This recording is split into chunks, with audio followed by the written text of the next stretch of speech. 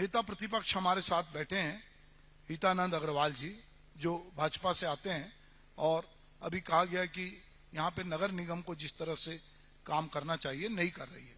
तो हम उनसे ही जानते हैं कि उनका कोरबा को लेकर किस तरह का विजन है, कोरबा की राजनीति को वो किस तरह से देखते हैं, और उसमें जो कुछ राखड़ पड़ रही है या प्रदूषण फैल रहा है, तो राजनीतिक प्रदूषण को कैसे समाप्त करने के लिए कोई एजेंडा उनके पास है क्या?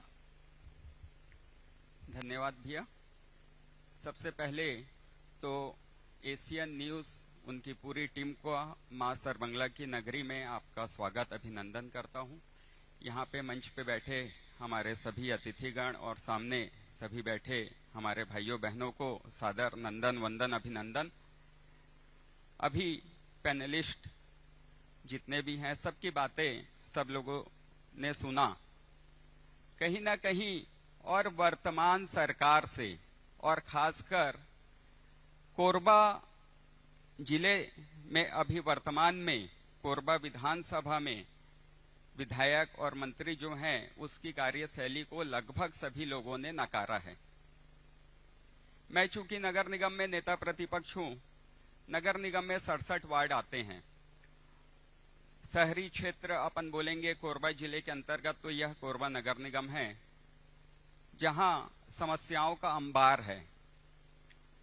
और राजनीतिक प्रदूषण को कैसे दूर करें, इसके लिए जरूरी है कि हमारे जनता और उठ खड़े हो, और जब तक उनकी दृष्टि सही और गलत की पहचान करके और विकास के साथ खड़े होगी, तभी उस दिन कोरबा का विकास हो पाएगा।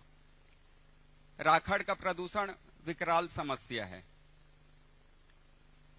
आज कोरबा में अगर दृष्टिकोण नेताओं को रखना है तो भूख भय और भ्रष्टाचार मुक्त कोरबा हो,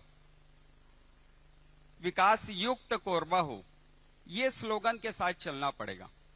आज भूख की बात करें, आज भारतीय जनता पार्टी अंत्योदय को लेके चलती है, अंतिम व्यक्ति तक लाभ पहुंचे, कोई भी व्यक्ति भूखा ना रहे।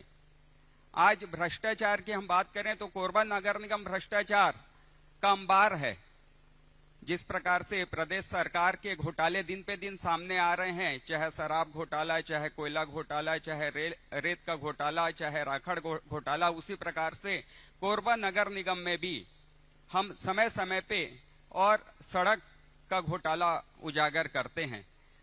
आज यहाँ पे सड़क को बने 4 दिन नहीं होता है, डीएमएफ की राशि से 10 करोड़ रुपए से कोरबा नगर निगम की मुख्य सड़कें बनाई जाती हैं, और 4 दिन बाद वह सड़क उखड़ जाती है।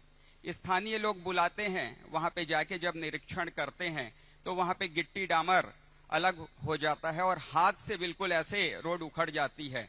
साक्ष्य के तौर पे जब हम नगर निगम महापौर को सौंपते हैं तो ऊपर से झूठी हमारे ऊपर शिकायत कार्रवाई कराते हैं।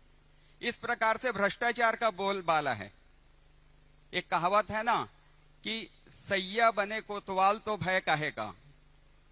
निगम में सरकार में बैठे जो सर्वोच्च व्यक्ति हैं, जब वही और कमीशन खोरी के सरगना सरताज बन जाएंगे तो बाकी अधिकारियों पे अंकुश कैसे रहेगा, ठेकेदारों पे अंकुश कैसे रहेगा।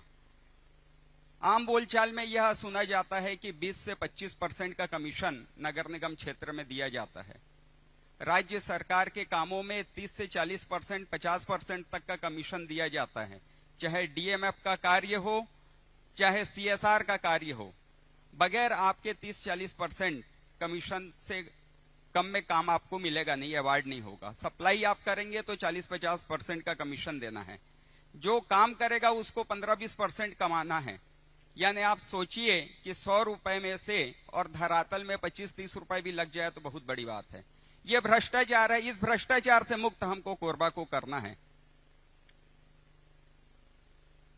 हम यहाँ पे विकास के लिए और कल्पना करें कि हम कोरबा को कैसे विकसित करें। जब स्वर्गीय अटल बिहारी वाजपेयी जी ने और छत्तीसगढ़ का निर्माण किया था